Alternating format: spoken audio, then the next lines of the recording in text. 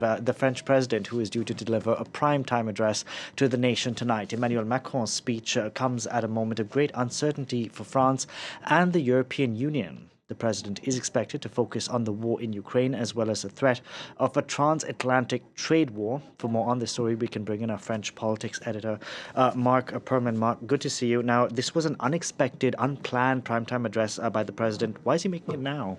Well, clearly, we learned early this morning that he would address the French people like he's done on numerous occasions during COVID, at the onset of the war in Ukraine, and on other more traditional occasions like New Year's Eve and etc. Clearly, this was not planned. Why now? Because clearly there is concern yet again about Ukraine, about the consequences of peace negotiations between Donald Trump and Vladimir Putin and its consequences on Europe and France, be it diplomatically, financially, militarily, of course. And so the president feels that it's the time to explain exactly what is happening and how he sees things evolving. This is just on the eve of a crucial EU summit, which he's planning to attend, and among rumors that he could again go to Washington. This has been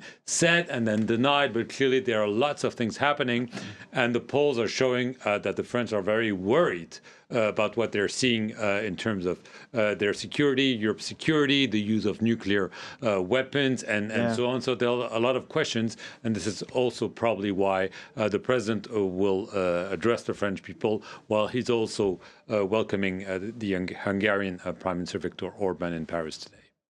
Marc, since last year, since when Emmanuel Macron dissolved parliament and then we had the results and we couldn't form a government for the longest time, it seemed that the French president had his wings clipped, if you will. But this crisis with Ukraine and its future has seemed to have made him no longer a lame duck in this country. Well, clearly he had become a lame duck since he made that mistake, let's call things as they are, of calling this snap elections and having this fractured parliament, which weakened him, which weakened the government. And we saw how difficult it was to pass a budget. One prime minister was thrown out, Michel Barnier.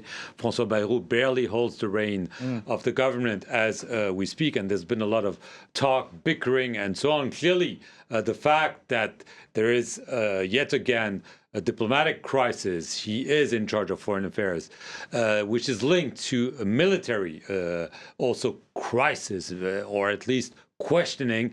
As the commander-in-chief, clearly he feels that now is his time to regain the center of the stage. We've seen him very active.